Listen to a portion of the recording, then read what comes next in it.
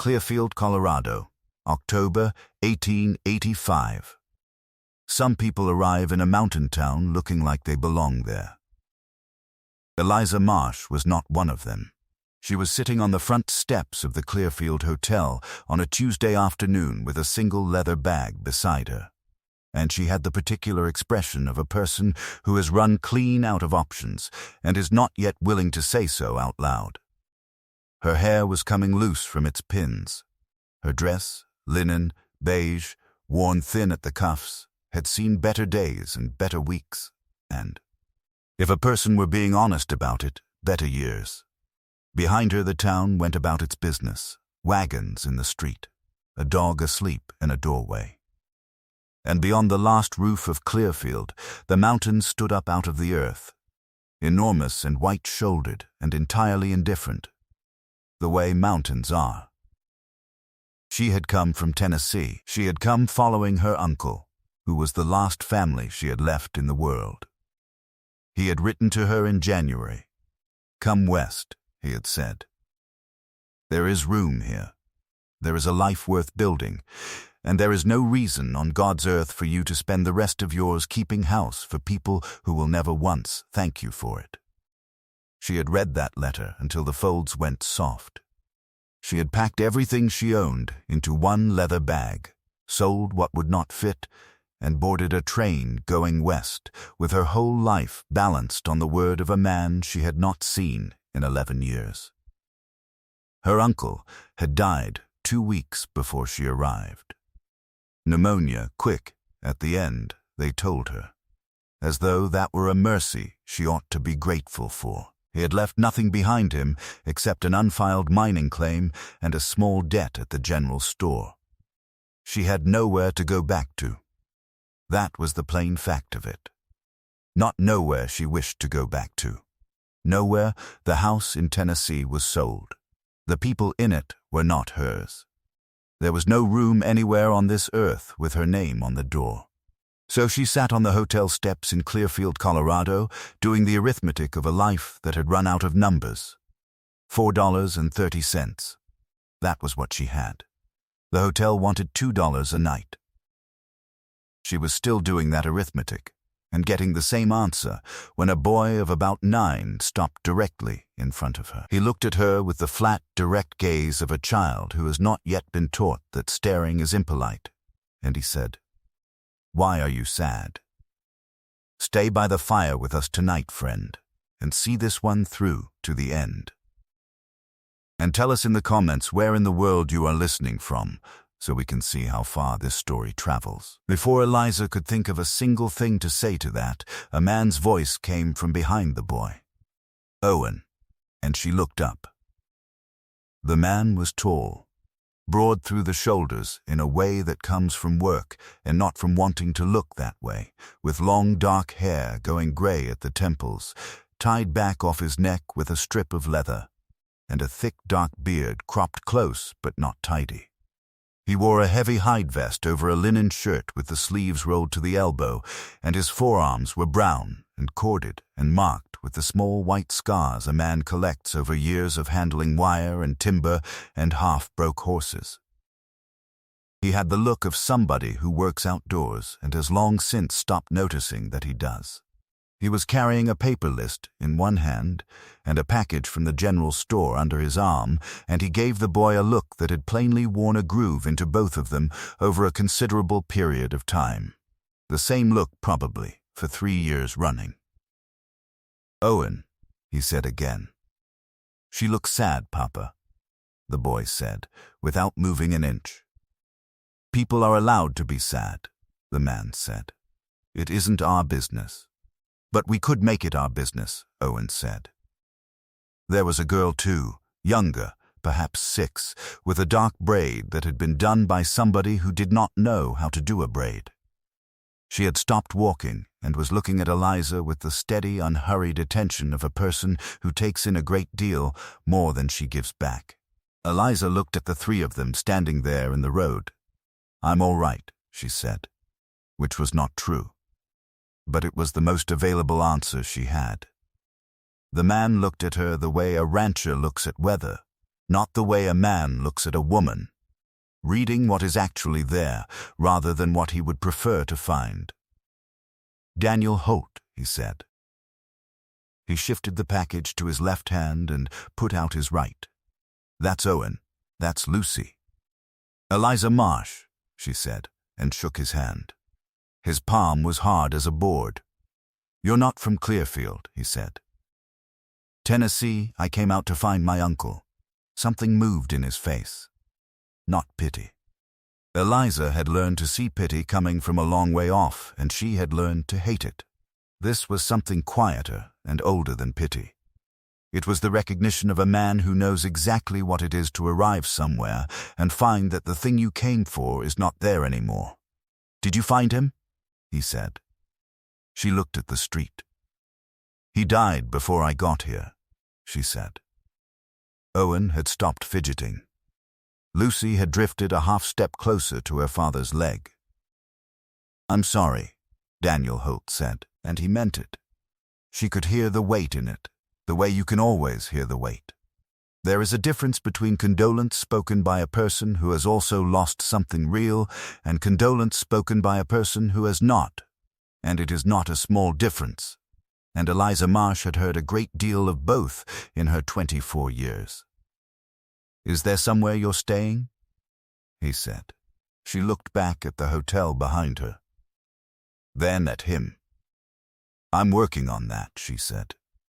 She did not tell him about the $4.30. She did not tell him that 2 nights was what she had, that 2 nights was the entire remaining length of her life as a person with a roof, and that after that she did not know. She genuinely did not know. What happened to a woman alone in a mountain town with no money and no people? Daniel Holt looked at her for a moment longer. Then he touched his hat and said, "Well, welcome to Clearfield, Miss Marsh," and he took his children and went on down the street. Owen looked back at her twice. She spent the rest of that afternoon doing what could be done. The general store did not need anyone. The restaurant was fully staffed, and the woman who told her so did not look up while she said it. The schoolhouse had a teacher, and would have one until that teacher died or married, and in Clearfield those were frequently the same event. The laundry at the low end of town was a possibility. The woman who ran it was a Mrs. Pierce, a wide, red-armed, entirely unsentimental person who looked Eliza over for about 4 seconds and then looked at her hands. That was the part that mattered. Mrs. Pierce was measuring the difference between a woman who had done laundry and a woman who had merely had laundry done for her, and she was doing it the only honest way, which is by looking at the hands. Eliza held them out without being asked. "Mrs. Pierce grunted. "Might have something next week," she said. "Not this week. Next week." Eliza thanked her and walked back up the hill to the hotel and sat on the edge of the narrow bed in her narrow room and did the arithmetic one more time, in case it had changed. It had not changed. She had done laundry. She had done nearly everything. She had run her family's house since she was 14 years old, from the spring her mother died, and she had done the cooking and the mending and the accounts and the endless, invisible, thankless, practical management of a household. And not one living soul in all that time had ever once asked her whether she wanted to be the one doing it. There had been a man in Tennessee. His name was Thomas Ackley, and he had courted her for 4 years.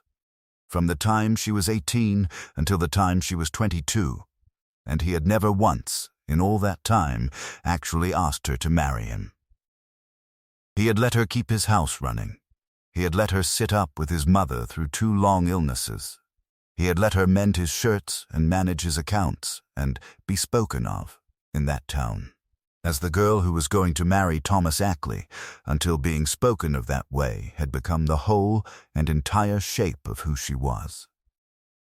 And then, in the spring of her 22nd year, he had married a girl of 19 with 300 acres behind her. And he had told Eliza, with what he plainly believed to be great kindness, that he had always thought of her more as a sister. 4 years. She had not cried about it. That was the part she thought about afterward. She had gone home and cooked supper for a family that was not hers, and she had not cried about it at all.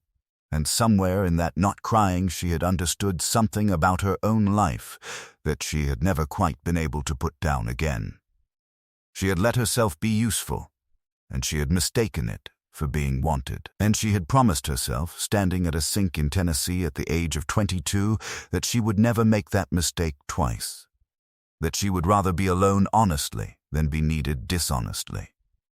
That she would rather have nothing than have something that was almost right. It was a fine, hard, upright promise to make. It was considerably easier to make it with a roof over her head than it was to keep it on the steps of the Clearfield Hotel with $4.30. She was still sitting there thinking about all of it when somebody knocked on the door. She opened it. Owen Holt was standing in the hallway holding a covered dish with both hands, very carefully, the way you carry something you have been told twice not to drop. "Papa made stew," he said. "He said you probably hadn't eaten." And down the hall, at a careful distance that made it entirely clear he had sent the boy ahead rather than knock on the door himself, Daniel Holt was standing with his hands in his pockets, studying the wall with great attention. "He didn't have to do that," Eliza said. "I know," Owen said. Then he added, in the same conversational tone, "He does things he doesn't have to do. Lucy says it's because Mama isn't here anymore, and he doesn't know what to do with the extra." He delivered this information with the complete seriousness of a 9-year-old who considers it relevant and is passing it along in good faith. Down the hallway, Daniel Holt closed his eyes briefly. Eliza took the dish. "Now, friend, sit with that a moment," the way she had to. A boy of 9 ought not to have that kind of clarity about his own father's grief. He ought not to be carrying it around in his head, filed and understood and ready to be handed to a stranger in a hotel corridor as though it were the most natural thing in the world. But he was. And he did. And somewhere behind him, a man who had spent 2 years not saying one word about it out loud stood in a hallway with his eyes shut. She ate the stew. It was good. It was the first hot food she had eaten in 4 days. She washed the dish and set it by the door, and she sat up a long while that night, with the lamp turned low, listening to a mountain town go quiet around her. And she thought about a boy who asks a direct question, and a man who sends stew and does not knock. She stayed a second night. And then a third. Because Mrs. Pierce sent word on Wednesday that she could start at the laundry on Thursday after all, one of her girls having got herself married. Which meant that Eliza needed to still be in Clearfield on Thursday, which required money that she did not, by any arithmetic she could perform, actually have. The matter resolved itself on Wednesday morning when she came downstairs to settle her account, and the hotel clerk told her, without looking up, that 3 more nights had already been paid for. She found Daniel Holt at the feed store. He was loading grain sacks onto a wagon. He did not stop when she came up. "You didn't have to do that," she said. "I know," he said. He swung another sack. "I'll pay you back," she said. "You don't have to. I will anyway." And that stopped him. He set the sack down and turned around and looked at her directly, not measuring her this time, just looking. "All right," he said. "You will." And that was all. It was not a dismissal, and it was not a favor being pressed on her, and it was not any of the 100 small ways that men have of making a woman pay for help twice. It was the plain acknowledgement of a man who understood that accepting help and accepting charity are 2 entirely different things, and who respected the difference. and who did not feel the need to make any kind of point about it. Eliza walked back up the hill and did not trust herself to speak for a while. She worked the laundry Thursday, Friday, and Saturday. It was hard, and it was hot, and the lye ate at her knuckles, and by the second evening her shoulders burned so badly she could barely lift her arms to take her hair down. She was good at it. On Saturday afternoon, Mrs. Pierce, who did not hand out compliments and was not about to start, told her she could come back next week. It was not a solution. But it was a direction, and Eliza Marsh had gone a long while without one of those. Daniel came by the laundry that same Saturday with Owen and Lucy. He said he was passing. The laundry was at the bottom of the hill at the far end of town, on the way to precisely nothing that he had mentioned needing to do. While his father stood talking to Mrs. Pierce about a horse, Owen backed up against the wall next to Eliza with his hands behind him and informed her. In the manner of a man discharging a duty, Lucy asked at breakfast if the lady from Tennessee was going to stay. Eliza wrung out a sheet. "What did your father say?" she asked. Owen thought about it. He gave it real consideration, which was one of the things about him. He said he didn't know, Owen reported. But he said it like he was hoping you would. And then he went back to watching the street with the serene expression of a child who has delivered his message and considers his work concluded. Lucy spoke to her for the first time on a Sunday. Daniel had brought the children to church. Eliza had gone alone and found the three of them 2 rows ahead of her, and afterward Daniel had introduced her to Reverend Cole and to a half-dozen townspeople with the easy manner of a man who has decided something without troubling to announce it to anybody, least of all himself. They walked back along the main street afterward, all 4 of them, in the way that happens when nobody has planned it and everybody has quietly accepted it. Lucy walked beside her. She was quiet for a long block and a half. Then she said, "Do you know how to braid hair?" "Yes," Eliza said. Lucy nodded slowly and looked straight ahead. "Papa tries," she said. "He practices on the horses' tails. It isn't the same." Eliza did not laugh. She very nearly did, and she did not, because Lucy Holt had said it with the gravity of somebody reporting a serious and long-standing hardship, and it would have been a cruelty to treat it as anything else. She looked past the child at her father, walking ahead with Owen, his long hair tied back with that strip of leather, his big shoulders against the light. A mountain man who had been practicing braids on his horses. Something in her chest turned over. "I could show you," she said, "if you liked." Lucy considered this the whole rest of the way up the street. At the corner, she said, "All right. Now, before this goes further, you ought to know about Ruth Holt, because everything in that family bent around the shape of where she was not. Ruth had come up into the Colorado high country with Daniel 11 years before, when they were both young and neither of them had the sense to be afraid of it. She was the one who had wanted the mountains. That was the part people always got backward. Daniel had been prepared to take a job in a lumber yard in Missouri and live a small, flat, sensible life. And Ruth Holt had looked at him across a church supper and said, "Why would we do that, when there is all that country out there?"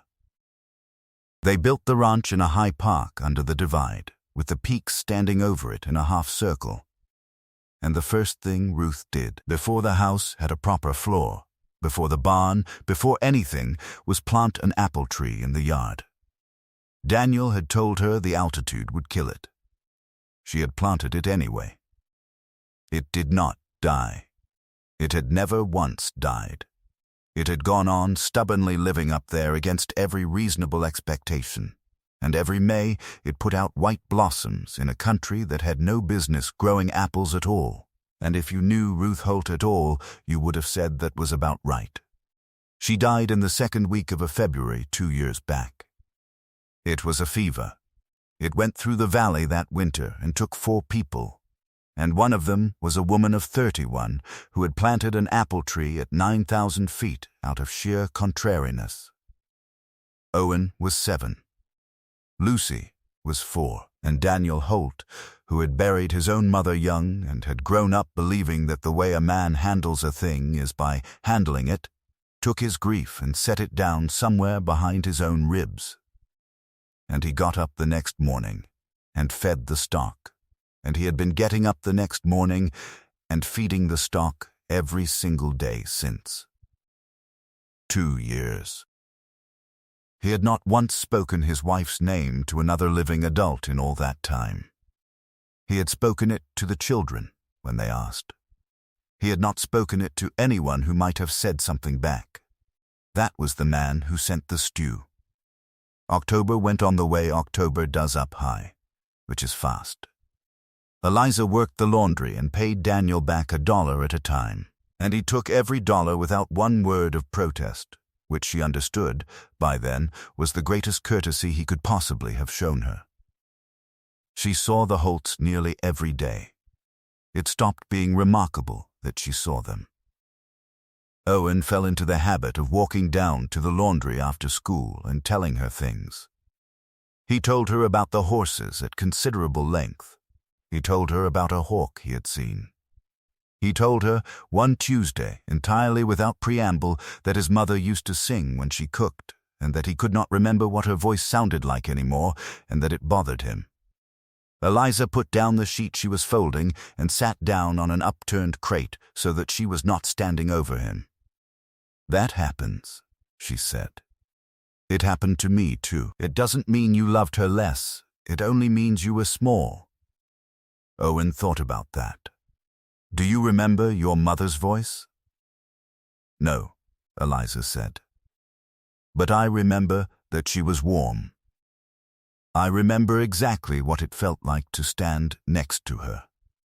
That stayed." Owen nodded slowly, several times, and did not say anything else about it. And the following week he brought her a hawk feather he had found and gave it to her without explanation, and Eliza Marsh kept that feather for the rest of her life. Lucy took longer. Lucy came at things sideways, the way some children do, watching from the edge of the room, giving nothing away, and Eliza had the good sense not to chase her. The braid happened in the 2nd week of November. Lucy came to the laundry with her father and stood in the doorway for 10 minutes not saying anything at all, and then walked over and turned around and stood with her back to Eliza and said nothing. Eliza dried her hands. She took the child's hair down and combed it out with her fingers, and she plaited it slowly and properly, the way her own mother had done it. And she tied it off with a length of blue ribbon out of her own bag, which was one of about 4 possessions she had left in the world. Lucy went to the window and looked at her reflection in the dark glass for a long time. Then she went back to her father and stood beside him and did not say a word about it. But she did not take it out. She wore that braid for 3 days and slept in it and would not let anybody touch it. Daniel Holt saw all of this. He said nothing at all. The town, of course, had a great deal to say. A mountain town in 1885 runs on 2 things, which are weather and information, and of the 2, information moves faster. By the middle of November there was not a soul in Clearfield who had not formed an opinion about the Tennessee woman at the laundry and the widower Holt, and roughly half of those opinions were unkind. Because roughly half of any town's opinions always are. She was after his land. That was the popular one. A woman arrives out of nowhere with nothing but a bag, and inside of 6 weeks she has got her hooks into the biggest cattle outfit under the divide, and you can draw your own conclusions. She was too proud. That was another. Working at a laundry and holding her head like a schoolteacher. And there was a third, said more quietly, by women mostly. And it was the one that would have cut her worst if she had ever heard it said plain. That Ruth Holt was barely 2 years in the ground, and some folks had short memories, and it was a shame That was all. It was just a shame. Eliza heard enough of it. You always hear enough of it. She said nothing, and she worked, and she paid her debt back $1 at a time, and she kept her head exactly where it had always been, which some people took for pride and which was in fact the only thing holding her upright. Mrs. Pierce settled the matter, in the end, and did it the way Mrs. Pierce did everything, which was without warning and without ceremony.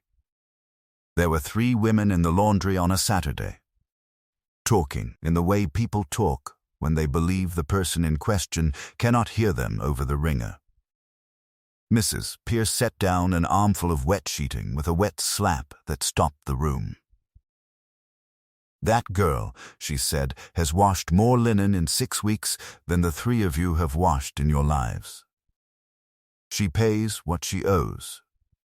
She don't complain. She picked the sheeting back up.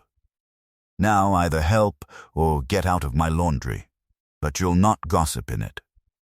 Nobody said anything else.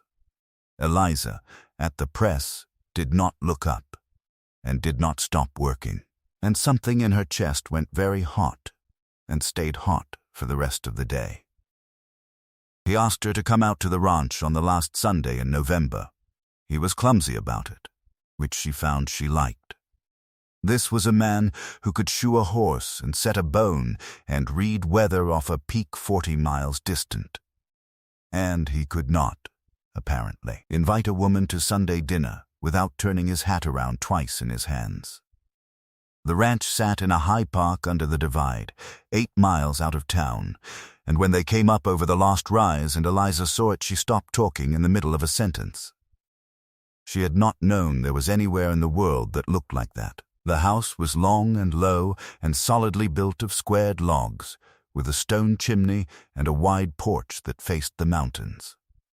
Because a man who builds a porch to face anything else in a place like that has no business building at all. The barn was tight and true. The corrals were square. Everything on that property had been built by somebody who intended to keep it, and the mountains stood around it in a half circle, white to the shoulders, going gold as the afternoon came down. Owen showed her the horses, all of them, for 40 minutes. He went along the corral rail with her and did every single one of them in turn, and he did not skip any, and he did not shorten it, because he had been waiting a considerable time for somebody to ask. The big bay was called Sergeant, and he was the best horse on the place, and he knew it, which Owen said was the whole trouble with him. The grey mare bit and would go on biting, and there was no cure for it, and you simply had to be quicker than she was. The little sorrel was a coward about water and would not cross a creek that a rabbit could step over. And Owen had personally spent 2 entire summers on the problem, and had made, he admitted, no progress whatsoever. And then there was an old brown mare standing off by herself at the far end of the corral, and Owen went quiet for a second when they got to her. "That was Mama's," he said. He put his hand through the rail, and the old mare came over and put her nose in it without being asked. "Papa won't sell her," Owen said. "She doesn't do anything anymore. She just eats. Mr. Dunphy said she was a waste of hay, and Papa didn't talk to him for a year." Eliza put her hand up alongside the boys, and the old mare took a polite interest in that as well. "That doesn't sound like a waste of hay to me," Eliza said. Owen looked up at her with an expression she would remember for a very long time. It was relief. 9 years old, and it was relief, plain as day, at being told that his father was not being a fool. "No," he said. "It doesn't to me either." And she asked questions, and she meant them, and she remembered the answers, which is the part most grown people never bother with. And Daniel Holt stood back by the corral rail with his arms folded and his hat pushed back, and watched a woman from Tennessee take his son entirely seriously for 40 minutes about horses, and did not interrupt once. Lucy showed her the kitchen. She did not say anything. She simply took Eliza's hand, the first time she had ever done that, and walked her into the kitchen and stood in the middle of it. And Eliza understood, without one word being spoken, that she was being shown exactly where Ruth Holt used to stand and what that meant, and that this was the single most important thing Lucy Holt had it in her power to give anyone. "Thank you," Eliza said quietly. Lucy nodded once and let go of her hand and went outside. And then, near sundown, Daniel took her around behind the house and showed her the garden. It was dead. That was the plain truth of it. It had been a kitchen garden once, and a good one, laid out square and fenced against the deer, with proper beds and a gravel path, and it had been let go for 2 years, and it was now a rectangle of frost-killed weeds and collapsed bean poles and a gate hanging off one hinge. He stood there looking at it, with his hands in his pockets. "Ruth's," he said. It was the first time he had said her name out loud to an adult in 2 years, and Eliza heard it happen, and she did not move. "She kept it," he said. "The whole thing. Beans, potatoes, carrots, herbs. She had no business growing up here. She'd be out here in the rain arguing with it." He stopped. His jaw worked once. "I haven't been able to turn a spade in it since she died. I can run 400 head of cattle. I can't put a spade in that ground." He was quiet a moment. "Everything else I kept up," he said. "Fences, roof, stock, the kids. Everything else I kept up." And there it was. 2 years of a man's grief, laid out in front of a woman he had known for 6 weeks, in the shape of a dead vegetable garden. Eliza looked at the ruined beds, and at the apple tree standing bare beyond them at the corner of the yard, and at this big, weathered mountain man with his hands in his pockets who had shown her the one thing on that entire property that he had failed at. She understood that she had just been shown his heart, and that he had probably not intended to do it, and that he would not in 1,000 years have used the word. "It's good ground," she said. Daniel Holt turned his head and looked at her. "It is," he said. "The proposal came in the first week of December. He did it badly, and he did it honestly, and Eliza would think about the manner of it for the rest of her life. He came into town on a Tuesday and waited for her outside the laundry until she was done, and they walked up the hill together in the cold, and at the top he stopped and turned around and said it looking straight at her, because he was not a man who could have said it any other way.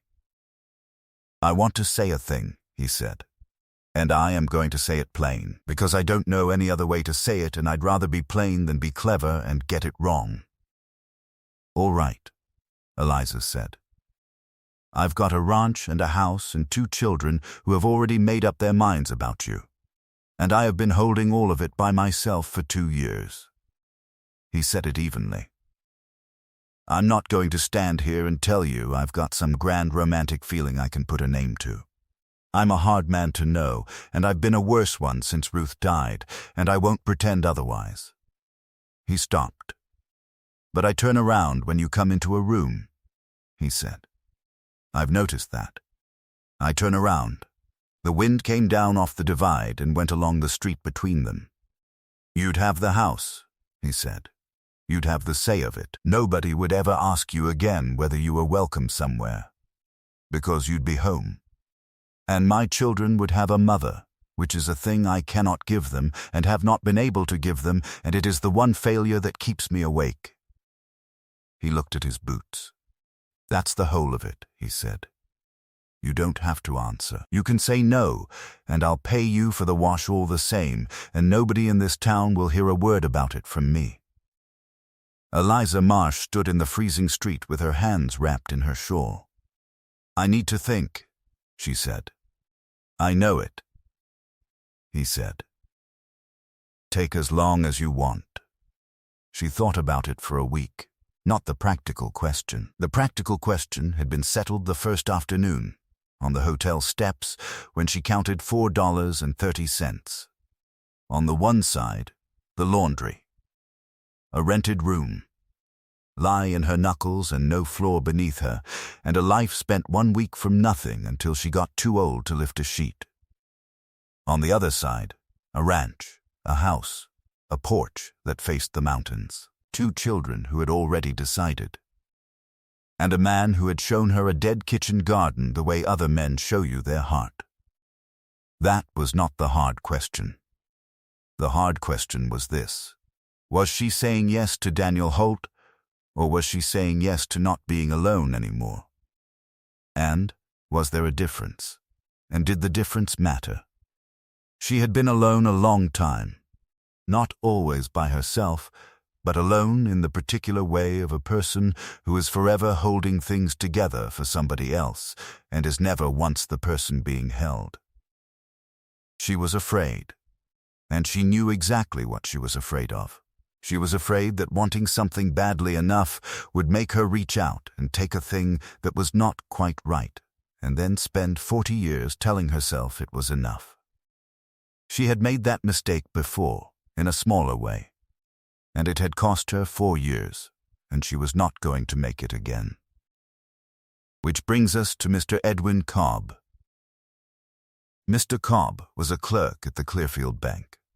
He was 34 years old, clean-shaven, sober, punctual, entirely respectable, and he owned a 2-story house on the good end of town with glass in every window. He called on Eliza on the Thursday, in the parlor of the boarding house she had moved into, having learned about the situation the way everyone in a mountain town learns about everything. He put it to her reasonably. He was a reasonable man, and he was, in fairness to him, not a bad one. He observed that she was a woman alone. He observed that the laundry was no place for a person of her evident refinement. He observed that Holt was a decent enough fellow, but that he lived 8 miles out under the divide, in the snow, with 2 motherless children and 400 cattle, and that the winters up there were, he need hardly say, severe. He observed that he was offering her a house in town, with glass windows, and a woman ought to think about that. He was not wrong about any of it. That was the trouble. Eliza Marsh sat in that parlor and listened to a perfectly reasonable man make a perfectly reasonable offer. And she understood, with total clarity, that every single word of it was correct, and that she would rather stand in Mrs. Pierce's laundry until her hands fell off than live in that house on the good end of town for 1 single day. She thanked him. She told him no. He took it well, which was to his credit. And then she went back to the laundry on Friday morning and stood at the press, and it came to her all at once. With her arms in the steam and her back aching, safe and right are not always the same word. That is a hard thing to learn. A great many people never learn it at all, and a great many more learn it too late to do anything about it. Eliza Marsh learned it at 24, in a laundry in a Colorado mountain town, with $4.30 to her name. On the Thursday of the following week, she rode out to the ranch to return a book Owen had lent her. Lucy was on the porch, attempting to mend a piece of cloth with a level of concentration that considerably exceeded her skill. She looked up. "Are you going to stay?" Lucy said. "I'm thinking about it," Eliza said. Lucy went back to her mending. "Owen thinks you will," she said. "He says Papa looks different when you're here." Eliza sat down on the porch step. "Different how?" she said. Lucy considered the question with the seriousness she brought to nearly everything, turning the needle over in her small fingers. "Less like he's holding everything by himself," she said. And she went back to her mending. Eliza Marsh sat on that step and looked out at the mountains going blue in the late afternoon. And she understood, with the quiet and total certainty that arrives only when a child says a true thing without knowing that she has said it, that the question she had been carrying around for 2 weeks was the wrong question. The right question was much simpler. Did she want to hold things together with someone instead of alone? And the answer to that had been yes for a very long time. She had only been afraid to say it out loud, because saying a thing out loud makes it real, and real things can be lost. She found him at the north fence on Friday morning. She had not planned to. She had walked out of the boarding house intending to go to the laundry, and she had gone 3 blocks and stopped in the middle of the street and turned around, because she had her answer, and holding on to it one more day struck her as a waste of time that neither of them could afford. She hired a horse. She rode out. He saw her coming across the field from a long way off. He set down his wire stretchers and straightened up and waited, and he did not walk toward her, and he did not wave, and he did not assume one single thing, which was entirely like him. She stopped a few feet from the fence. "I've been thinking about what you said," she said. "I know it," he said. "I want to say yes." His hands went very still on the fence post. "But I need to say something first," she said. He waited. "I'm not doing this because I have nowhere else to go." She said it clearly, because it was the most important thing she would say to him in her life, and she was not going to fumble it. "I have the laundry. And I had another offer this week, from a man that this entire town considers a very reasonable choice, and he has a house with glass in the windows on the good end of the street." Daniel Holt did not move. "I said no to him," she said. She looked at him directly. "I'm saying yes to you because of Owen explaining the horses to me for 40 minutes and meaning every word of it, and because Lucy asked me to braid her hair, and because you took me out behind your house and showed me a dead kitchen garden like it was the most important thing on the property." She stopped. Her voice was not entirely steady, and she let it not be. "I'm saying yes because of you, Daniel, not because of the alternative." He looked at her for a long moment. The wind came down off the peaks and moved the dry grass between them. "Then I've got to tell you something," he said. She waited. That first day, on the hotel steps, he looked at the fence post rather than at her. "Owen asked why you were sad, and I told him it wasn't our business, and I walked you off and I went down the street, and I believed that." He turned the wire cutters over in his hand, and I got to the end of the street, and I stopped. He was quiet. "Because I kept thinking about the day I met Ruth," he said, "and how I almost didn't say anything to her, stood there like a fence post for the better part of an hour, and how different every single thing in my whole life would have been if I hadn't finally opened my mouth." He looked up at her then. "So I turned around," he said. "I came back. And Owen had already started talking to you." And there, at last, was the almost smile. She had been watching for it for 6 weeks and had seen it maybe twice. "He has been trying to give me a second chance ever since," Daniel Holt said. Eliza looked at this man, at the gray at his temples and the wire cutters in his scarred hands and the long dark hair tied back with a strip of leather. This hard-weathered mountain man who had practiced braids on his horses' tails and could not put a spade in his wife's garden and had turned around at the end of a street because of a woman he met 11 years ago. "Yes," she said. Simply, completely yes. They were married in December in the Clearfield Church by Reverend Cole. Owen was the most pleased person in attendance and made not the slightest effort to conceal it. He told 3 separate people, unprompted, that he had been the one who spoke to her first. Lucy wore the blue ribbon in her braid. She stood very straight and very still throughout the entire ceremony, with the enormous gravity of a person participating in something she has been working toward for some time. And Daniel Holt stood at the front of that church and watched Eliza Marsh walk up the aisle toward him. And he thought about a Tuesday afternoon in October, and a woman sitting on hotel steps with a leather bag, and a boy who asked the wrong question at exactly the right moment. The practical work began in January. There was a ranch to learn, fence lines and cattle patterns which pasture held through a dry summer and which one did not, where the drifts came in, and how deep, how to read the divide in the afternoon and know what the night was going to do. There was a household to learn, which was harder. 2 children have rhythms. A house that has run for 2 years without a woman in it has developed its own grammar, and a great deal of that grammar is unspoken, and some of it is grief. And it was not easy. It would be a lie to tell it as though it were. There were things in that house that were not hers, and both of them knew it, and neither of them knew what to do about it. There was a chair at the table that Eliza did not sit in for 3 weeks, until Owen finally said, "You can sit there, you know," in a voice that was trying very hard to be casual, and she sat down in it, and Lucy left the room, and came back 40 minutes later, and said nothing at all. There was a hairbrush on a shelf that nobody had moved in 2 years.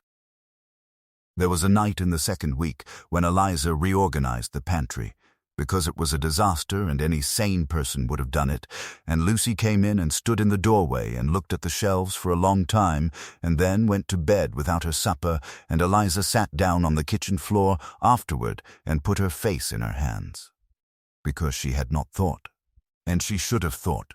And there had been a system on those shelves, and it had been Ruth's. Daniel found her there. He did not say it's all right, because it was not all right, and he was not a man who said things that were not true. He sat down on the floor beside her, with his back against the cupboard, this enormous weathered man folding himself down onto a kitchen floor, and he was quiet a while. "I put her hairbrush away last spring," he said finally. "Took it off the shelf and put it in a drawer. I stood there about 20 minutes first." He looked at his hands. "Lucy didn't speak to me for 2 days. He rubbed the back of his neck. 'There's no way through it that doesn't hurt somebody,' he said. 'There's only through.'" Eliza wiped her face with the heel of her hand. "I'll ask her," she said, "about the shelves. I'll ask her to show me how her mother had it." Daniel Holt looked at her for a moment. "That'd do it," he said quietly. "That'd do it, I think." She asked Lucy the next morning.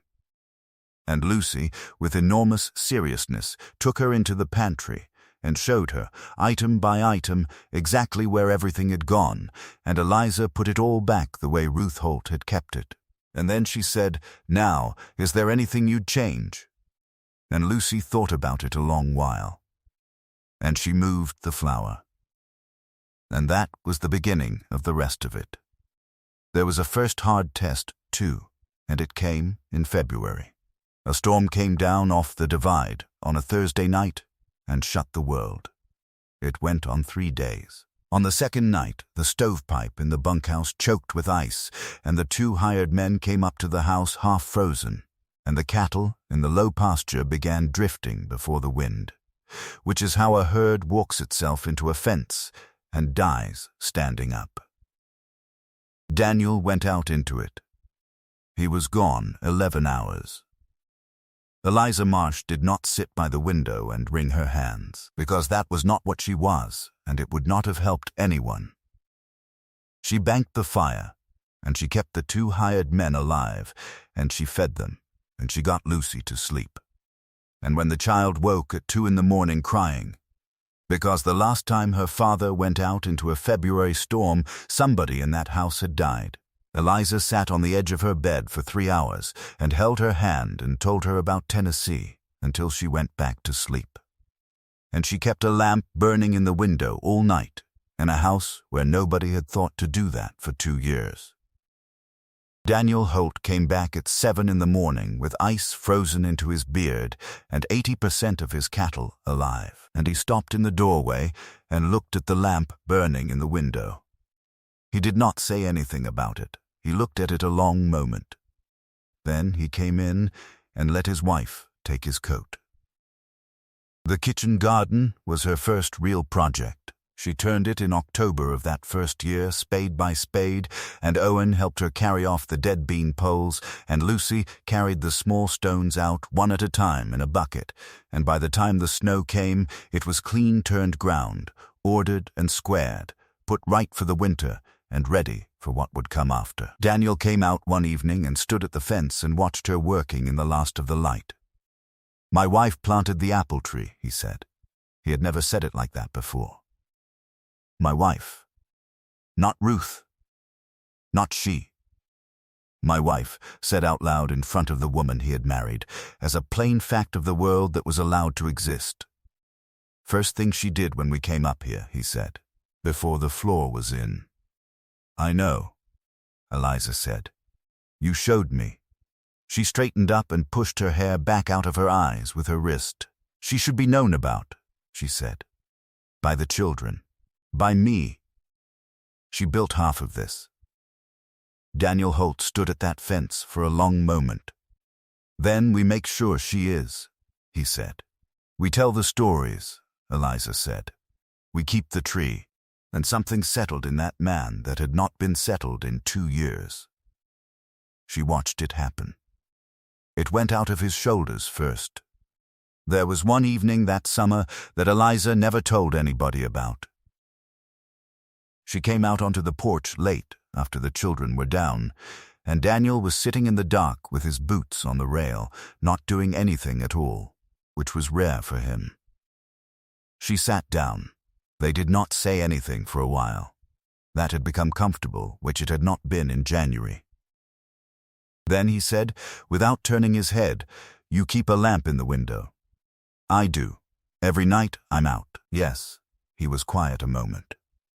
"Ruth used to do that," he said. Eliza's hands went still in her lap. She did not say anything, because there was nothing to say that would not have been the wrong thing, and she had learned by then that with Daniel Holt the wrong thing was almost always a thing said too quickly. "I'm not saying it to hurt you," he said. "I know you're not. I'm saying it because for 2 years there wasn't a lamp." He looked out at the dark shape of the mountains. "And I got used to that. I got so used to it I quit noticing there wasn't one." He turned his head and looked at her. "And then one night in February I came up out of that storm half dead, and there it was," he said. "And I stood in that yard a good while before I came in." Eliza looked at him. "I know," she said. "I saw you standing there." Daniel Holt let out a breath, and something in his big shoulders came down another inch, the way it had been coming down inch by inch since October. "Well," he said. And that was the whole of it, and it was enough. In May, the apple tree bloomed. It did what it did every year, stubbornly, at 9,000 feet, in a country that had no business growing apples. It put out white blossoms all over itself, as though it had never heard a single argument against it. Lucy stood underneath it and looked up. She stood there a long time, with her head back, with the light coming down through the flowers, with the expression of a child seeing for the first time a thing she has been told about all her life. "Mama planted that," Owen told her. He was standing at the corner of the yard with his hands in his pockets, and he said it the way you state a fact of history. "The first year. Before the floor." "I know," Lucy said. She did not look away from the blossoms. "Eliza told me. That evening they sat out on the porch, all 4 of them, and the chairs were full, which they had not been in a long while. The Colorado mountains did what the Colorado mountains always do, which is stand there, going gold and then rose and then blue while the day gives up, entirely unbothered by anything happening on any porch anywhere. Owen was reading aloud to Lucy, badly, and she was correcting him, and neither of them was enjoying it as much as they pretended not to. And Daniel Holt sat with his boots on the rail and looked at his children. And then he looked at his wife. Eliza was in the chair beside him, with a book, her hair coming loose from its pins the way it always did by evening.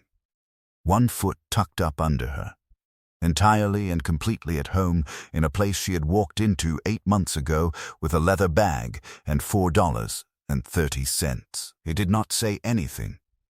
There was not anything that needed saying, and he was not the man to have said it anyway. She looked up. She met his eyes. And she went back to her book.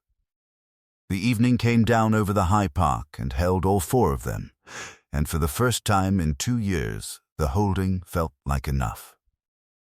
Now, Eliza Marsh arrived in Clearfield, Colorado with 1 leather bag, $4.30, and nobody left in all the world who belonged to her.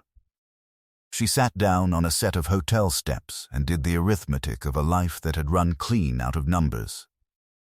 And a 9-year-old boy stopped in front of her and asked her why she was sad. Think about that boy a while, friend.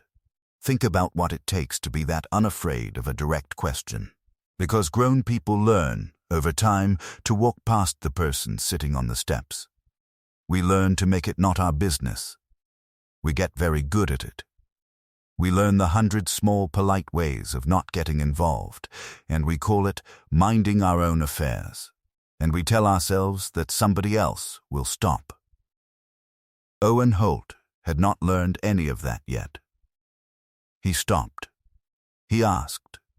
And his father, who had spent 2 years holding an entire world together by himself and had every reason and every right to keep walking, got to the end of the street and stopped, and turned around, and came back. That is the whole story, when you get down under it. Don't walk past the person on the steps. Ask the question. And when you get to the end of the street and something in you says go back, go back. There is one more thing worth saying, and it is about Eliza. It is about the moment she stood at that laundry press with her arms in the steam and understood, all at once, that safe and right are not always the same word. That is a hard lesson. A great many people never learn it. A great many more learn it far too late, in a house with glass windows on the good end of a street, with 40 years behind them and nothing in those years that was ever truly theirs. She learned it at 24, in a mountain town where she had nothing at all, and then she went out and made the harder choice. That took something. The right things generally do. If this story stayed with you tonight, tell us down in the comments, have you ever turned around at the end of the street? And where in the world are you listening from? We read every single one of them. And if you love these stories of the men and women who built whole lives out of nothing but hard ground and stubborn hearts up in the high wild country, settle in and stay a while. Like this story, share it with someone who needs to hear it tonight, and subscribe to Ride Along with us, because there is a new story waiting by the fire every single week. Thank you for sitting with us. We will see you up the trail.